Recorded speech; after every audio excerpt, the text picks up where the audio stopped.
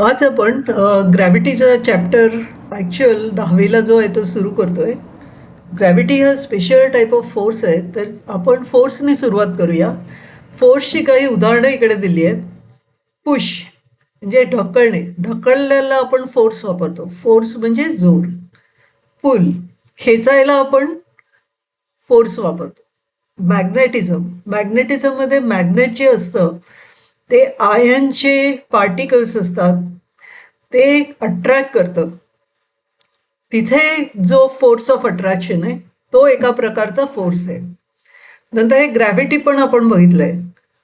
वरतून जेव्हा ॲपल खाली पडतं, कुठलीही गोष्ट वरती फेकली तर ती खालीच पडते. का तर पृथ्वी त्याला खेचून घेते आणि त्याला आपण ग्रॅव्हिटी म्हणतो. तर ग्रॅव्हिटी पण एक स्पेशल टाईप ऑफ फोर्स आहे. नंतर आपण उतारावरून स्लोपवरून घसरत जातो आणि घसरत असताना एक घर्षण होतं, त्याला आपण फ्रिक्शन म्हणतो. तो पण एक प्रकारचा फोर्स आहे. त्याचप्रमाणे स्प्रिंग स्प्रिंग जी असते ती दाबली आणि सोडली तर ती फाटकन वर येते आणि तेव्हा पण एक प्रकारचा जोर लागतो, तो स्प्रिंगचा फोर्स असतो. आज आपण एक स्पेशल टाईपचा फोर्स स्टडी करणार आहोत, त्याला सेंट्रीपेटल फोर्स असं म्हणतात. आणि हा फोर्स केव्हा अनुभवायला येतो? जेव्हा सर्क्युलर मोशन असतं तेव्हा. Circular motion is the motion of an object along the circumference of a circle. हा सर्क्युलर मोशन म्हणजे काय? गोल गोल गोल गोल फिरवतं ते. तर आता हे कसं लक्षात घ्यायचं? एक दोरी घ्यायची, दोऱ्याला दगड बांधायचा, दगड वरती धरायचा आणि गोल गोल गोल गोल फिरवायचा. आणि जेव्हा आपण तो दगड गोल गोल गोल गोल फिरवतो तेव्हा तो दगड खेचला जातो आपल्या हाताच्या दिशेने आणि तो खेचला जाण्याचा जो फोर्स आहे त्याला सेंट्रीपेटल फोर्स म्हणतात. ओके, तर आपण हे पुन्हा वाचूया. Circular motion is the motion of an object along the circumference of the circle. For any motion, कुठलंही मोशन असेल, a force is required. The force responsible for circular motion is called centripetal force. तर इकडे जो आपण circular मोशनसाठी force वापरतो त्याला centripetal force म्हणतात. Centripetal force is a center seeking force that always acts towards the center of the circle. Center seeking force म्हणजे काय? तो नेहमी सर्कलच्या त्या सेंटरच्या दिशेने असतो. फोर्स हा वेक्टर आहे. वेक्टरला काय असतं? नेहमी मॅग्निट्यूड असते आणि डायरेक्शन असते. तर या सेंट्रीपेटल फोर्सची डायरेक्शन कुठे असते? नेहमी सर्कलच्या दिशेने असते.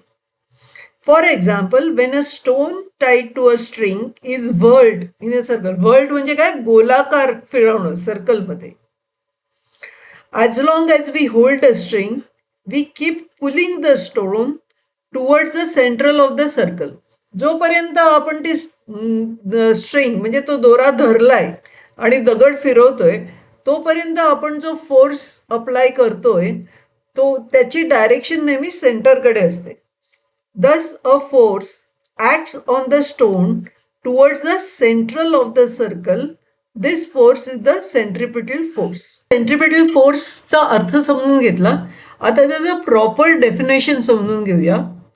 अ force that acts on a body moving in a circular path and directed towards the center around which the body is moving is called centripetal force. तर दोन गोष्टी आहेत त्याच्यामध्ये. अ force that acts on body moving in circular path म्हणजे हा force act कधी होतो? जर ती बॉडी सर्क्युलर पाथमध्ये मूव्ह होत असेल तर. हा एक भाग. आणि त्याची डायरेक्शन काय? And directed towards the centre around which the body is moving is called centripetal force. हे पाठ करायचं डेफिनेशन आणि हे परीक्षेत विचारलं जातं. आता ही जेव्हा बॉडी मूव्ह होत असते, हा ही बॉडी मूव्ह होत असते, ह्या बाईने हा दगड खेचून धरलाय, ही बॉडी मूव्ह होत असते आणि ही तो ह्या तिच्या डायरेक्शनमध्ये सेंट्रिपेटल फोर्स अप्लाय करते. तर ती मूव्ह होत असते म्हणजे त्याला व्हेलॉसिटी आहे, बरोबर. आणि वेलॉसिटी इज ऑल्सो वेक्टर आणि त्याला एक डायरेक्शन आहे. तर ही जर दोरी तुम्ही कापलीत तर तो दगड असा कुठल्या डायरेक्शनली फेकला जाईल, तर ही जी डायरेक्शन आहे टँजन्शियल डायरेक्शन तीच त्या वेलॉसिटीची डायरेक्शन आहे. ओके, तर हे समजून घ्यायचं की ती गरगर फिरत असणारी जी बॉडी आहे त्याला वेलॉसिटी आहे आणि त्या वेलॉसिटीची डायरेक्शन काय, त्या पॉइंटला त्या वेलॉसिटीची direction tangent to the circle असते, ज्या सर्कलमध्ये तो गोल गोल गोल गोल फिरत असतो.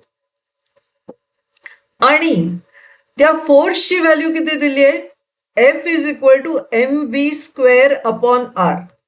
त्या फोर्सची व्हॅल्यू काय, mass of the object M, velocity म्हणजे किती स्पीडने किती व्हेलॉसिटीने तुम्ही फिरवता त्याचा square divided by R.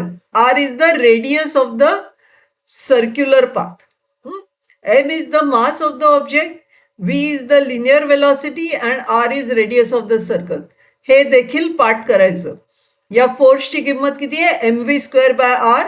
M is the mass of the object, V is the velocity of the object and r is the radius of the circle. आता if we release the spring, the centripetal force stops acting on the stone. आपण ती string आहे, दोरा release केला किंवा कापला तर त्याच्यावरचा centripetal force आहे तो थांबणार ना. The centripetal force stops acting on the stone. The stone can no longer move in the circle. त्या सर्कलमध्ये मग दोरा कापल्यावरती सेंट्रिपिटल फोर्स थांबला की तो स्टोन त्या सर्कलमध्ये फिरू नाही शकणार. मग काय होतं, it flies off in a straight line. तो असा उडून जातो सरळ डायरेक्शनने.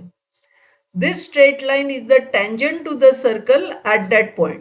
ही स्ट्रेट लाईन आहे, ह्या पॉइंटला दोरा कापलेला असेल तर ही जी स्ट्रेट लाईन आहे त्या डायरेक्शनली तो दगड फेकला जातो.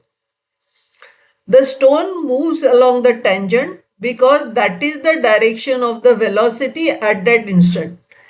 का तो ह्या टँजंटला जातो, कारण ह्या वेलॉसिटीची डायरेक्शन टँजन्शियल असते म्हणून तो टँजंटला फेकला जातो. The centripetal force in the universe. तर ग्रॅव्हिटी कसं सेंट्रिपिटल फोर्स आहे ते आपण बघूया.